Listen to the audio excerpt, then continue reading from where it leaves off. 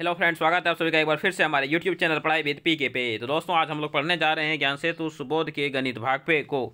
और आज समय हम गणित के आपके पेज नंबर 99 एंड 100 को देखेंगे, यानी आज हम पेज नंबर 99 और 100 को देखेंगे। तो चलिए वीडियो शुरू करते हैं, लेकिन उससे पहले आप सभी से एक बार रिक्वेस्ट करते हैं कि यदि अभी तक आपने हमारे चैनल पढ़ाई विद पीके को सब्सक्राइब नहीं किया है तो प्लीज़ प्लीज़ एंड प्लीज़ हमारे यूट्यूब चैनल पढ़ाई विद पीके को जरूर सब्सक्राइब करें, इसे अपने दोस्तों को भी जरूर शेयर करें ताकि वो लोग भी इस वीडियो का लाभ उठा सकें। तो चलिए बढ़ते हैं हम अपने सवाल की ओर।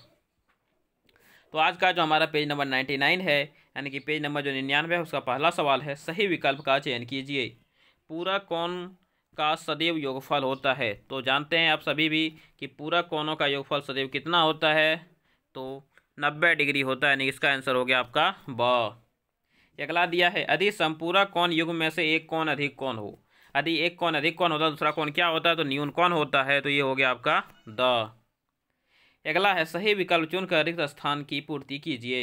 यदि दो पूरक कोणों की माप समान हो तो प्रत्येक पूरक कोण का माप कितना होगा। तो देखिए, जब समान है तो पूरक कोण तो प्रत्येक का नाम माप 45 होगा, क्योंकि 45 जोड़ 45 90 होता है। यदि संपूरक कोणों में से एक कोण की माप 60 डिग्री है, दूसरे कोण की माप क्या होगी। देखिए, दोनों कोणों का योग 180 होता है। एक यदि 60 है तो दूसरा कितना हो जाएगा, तो दूसरा हो जाएगा 120 डिग्री। तो यहाँ पे यह हो जाएगा आपका 20 डिग्री, 120 डिग्री। इसका आंसर हो गया आपका 120 डिग्री। अगला सवाल, यानी कि सवाल नंबर 3 दिया गया है, यदि रेखा जो एक ही तल में स्थित दो या दो से अधिक रेखाओं को अलग अलग बिंदुओं पर काटती हो, क्या कहलाती है। तो उसे हम लोग बोलते हैं तिर्यक रेखा। क्या बोलते हैं, तिर्यक रेखा। ये हो गया आपका स। नीचे दिए गए चित्र में दर्शाए गए कोण युग्म है। देखिए, यहाँ पर भी इस लाइन के ऊपर में है, इस लाइन के ऊपर में है, तो यह किस प्रकार का कोण होता है, तो यह संगत कोण होता है। ये हो गया आपका ऑप्शन नंबर आ। चलिए अगला देखते हैं, सवाल नंबर 5। दिए गए चित्र में x डिग्री का कोण होगा। तो देखिए, यह कोण यदि 50 डिग्री का है तो x प्लस 50 डिग्री कितने हो जाएंगे, यहाँ पे आपके 180 डिग्री हो जाएंगे, यानी कि x का मान हो जाएगा आपका 130 डिग्री। x का मान हो गया 130 डिग्री, तो इसमें 130 डिग्री होगा हमारा बिल्कुल सही जवाब, यानी कि ऑप्शन नंबर ब।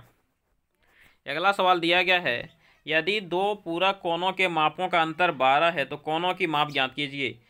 तो दोनों का अंतर 12 है, मतलब कि यदि ये कोण x है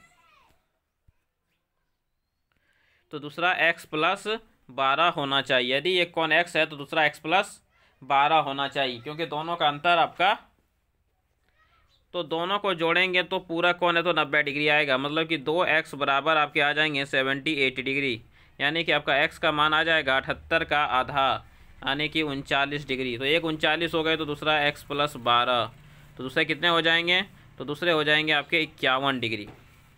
तो एक कोण आपका 39 डिग्री होगा, दूसरा कोण 51 डिग्री होगा।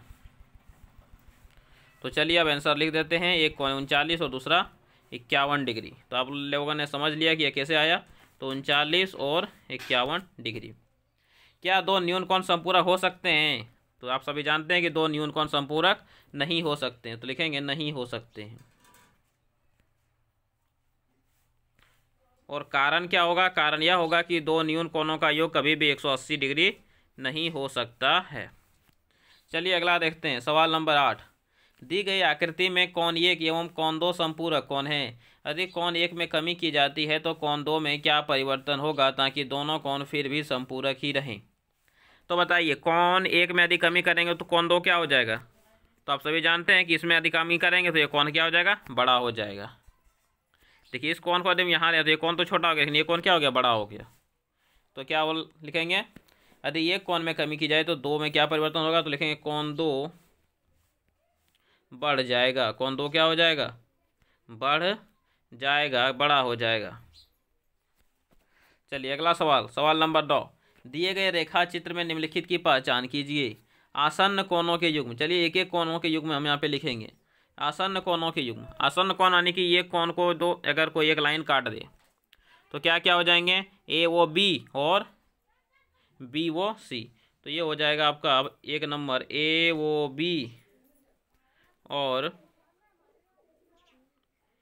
बी ओ सी हो गए। तो चलिए इसे छोटा करके इसकी जगह पे रख देते हैं।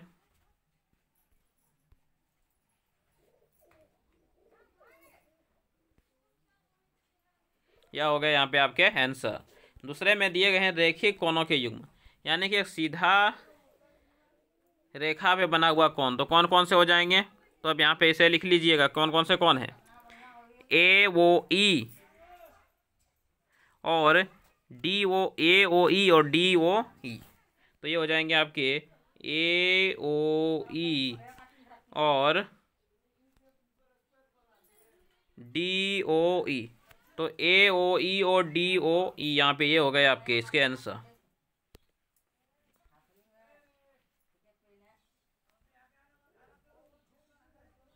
ठीक है, तो चलिए इसको इसके जगह पे लिख दिया। अगला दिया ऊर्ध्वाधर सम्मुख कोणों के युग्म, यानी कि विपरीत कोण। तो कौन कौन से कोण हैं? तो देखिए यहाँ पे सी ओ डी हैं, यहाँ पे ए ओ ई हैं, तो लिखेंगे कोण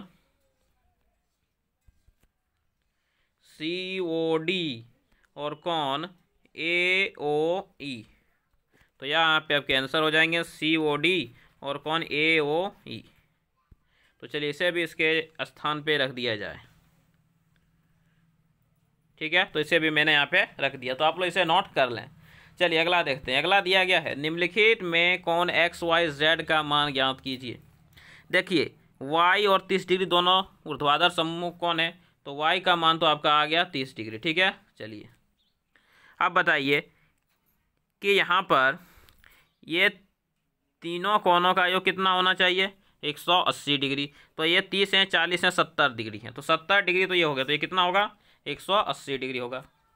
तो x का मान आ गया आपका 180 डिग्री, क्योंकि ये वाला 70 हो गया, तीनों को मिला के 180 होने चाहिए। तो ये दोनों 70, तो ये कितना होना चाहिए? 110 डिग्री। चलिए अगला देखते हैं। अगला निकालना है z का मान।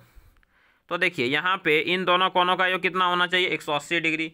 तो ये तो 30 डिग्री है, तो z कितना हो जाएगा? 180 में 30 डिग्री कम, यानी कि z का मान हो जाएगा आपका 150 डिग्री। ठीक है, तो इस तरह से यहाँ पे हमने एक्स वाई जेड के मान निकाल लिए और हमारा पेज नंबर 99 यानी कि 99 समाप्त होता है। या फिर चलते हैं अपने अगले पेज पे, यानी कि पेज नंबर 100 पे। तो दिया है अधिक संलग्न रेखा चित्र में कोण 3 का मान 61 डिग्री है, कोण 7 का मान 118 डिग्री है। तो बताइए क्या रेखा एम और एन समांतर हैं? देखिए यह कोण 3 है और यह कोण 7 है। दोनों कोण संगत कोण होने चाहिए यदि दोनों समांतर हैं, लेकिन दोनों संगत कोण बराबर हैं क्या? बोलेगा सर नहीं बराबर हैं। यदि संगत कोणों के युग्म बराबर नहीं है तो रेखा समांतर होगी। तो क्या लिखेगा कि रेखा समांतर नहीं होगी। तो लिखेंगे एम समांतर एन नहीं होगा। एम समांतर एन होगा क्या? तो यहाँ पे एम समांतर एन नहीं होगा। चलिए अगला देखते हैं, जो कि हमारा है अगला सवाल नंबर 12। दिया है सही विकल्प का चयन कीजिए। यदि समांतर चतुर्भुज का आधार 4 है, ऊंचाई 2 है, तो उनका क्षेत्रफल क्या होता है? तो समांतर चतुर्भुज का क्षेत्रफल क्या होता है? आधार गुने ऊंचाई, यानी कि 4 दूनी 8 और सेंटीमीटर में तो सेंटीमीटर स्क्वायर।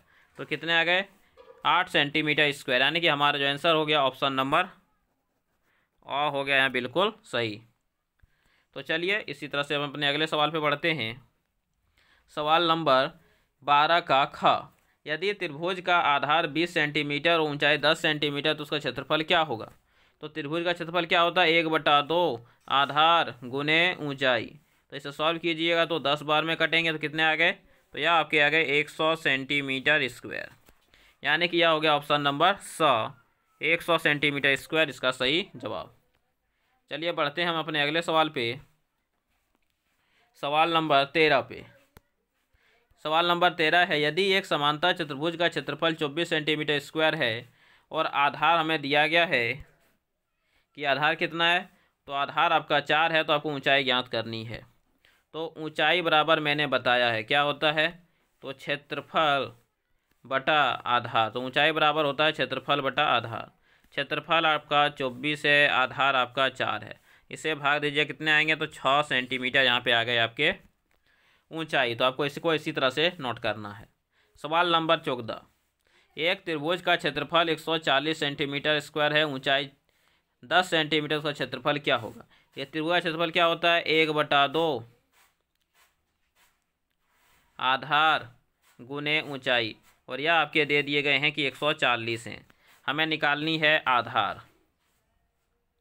तो आधार बराबर 140 इधर हैं, 2 इधर भाग में है तो इधर आ जाएंगे गुना में हो जाएंगे। इधर ऊंचाई गुना में है तो इधर आएगा भाग में हो जाएगा। ऊंचाई का मान 10 दिया, 0 से 0 कट गए तो कितने हो गए 14 दूनी 28, तो ये आ गया आपका 28 सेंटीमीटर। तो मुझे लगता है कि ये सब आपको समझ में आ रहा होगा। तो चलिए इसी तरह से अब हम बढ़ते हैं अपने अगले सवाल पे, जो कि है हमारा सवाल नंबर 15 और पेज नंबर 100 का अंतिम सवाल है। सवाल नंबर 15 दिया गया है कि 14 सेंटीमीटर त्रिज्या वाली वृत्ताकार तस्तरी को 2 बराबर भागों में विभाजित किया गया है। प्रत्येक अर्धवृत्त का परिमाप व क्षेत्रफल ज्ञात कीजिए। तो देखिए, जब आधा भाग में बांटा है तो क्षेत्रफल क्या हो जाएगा, आधा हो जाएगा। क्षेत्रफल क्या हो जाएगा, आधा, लेकिन परिमाप क्या हो जाएगा, आधा प्लस ये वाला दोनों हो जाएगा। ठीक है, तो ये तो हो जाएगा आपका पाई आर, क्योंकि आधा है तो 2 पाई आर होता है, उसका आधा पाई आर, और ये आपका हो गया 2r। तो कितने हो जाएंगे परिमाप, पाई आर प्लस 2r। तो चलिए पहले परिमाप निकाल लेते हैं। परिमाप को ये परिधि बोला जाता है। परिमाप कितने हो जाएंगे, पाई आर प्लस 2r। तो पाई का मान 22/7, आर का मान 14, 2r का मान 14। चलिए सॉल्व करते हैं, 7 से डिवाइड कीजिएगा तो 2 बार में कटेंगे। तो 22 दूनी 44 प्लस 14 दूनी 28, इन्हें ऐड करेंगे तो कितने आएंगे 72 आएंगे। 8 4 12, 4 2 6 और 1 7, तो ये आ गए आपके 72 सेंटीमीटर परिमाप। चलिए अब क्षेत्रफल निकालते हैं, लेकिन उससे पहले इसे छोटा कर लेते हैं। तो यह हो गया आपका परिमाप। अब हमें निकालना है क्षेत्रफल। तो क्षेत्रफल क्या हो जाएगा, तो पाई आर स्क्वायर का आधा, पाई आर स्क्वायर का आधा, पाई का मान 22/7, आर का मान 14 है, स्क्वायर है तो 2 बार गुना करेंगे और नीचे था 2, 7 से काटेंगे तो 7 दूनी 14, 2 से 2 कट गए, कितने बचे, तो 22 गुने 14 बचा। तो चलिए 22 और 14 को गुना किया जाए तो 14 दूनी 28, 14 दूनी 28 और 2 कितने होते हैं 30, यानी कि ये हो गया आपका 308 सेंटीमीटर स्क्वायर यहाँ पे इसका आंसर।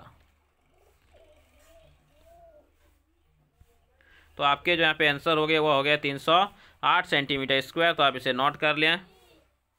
इसी तरह से आपको छोटे छोटे लिख के आपको अपनी पुस्तक में से बनाना है। चलिए इसे भी मैं से छोटा कर देता हूँ ताकि आपको अच्छे से दिख सके।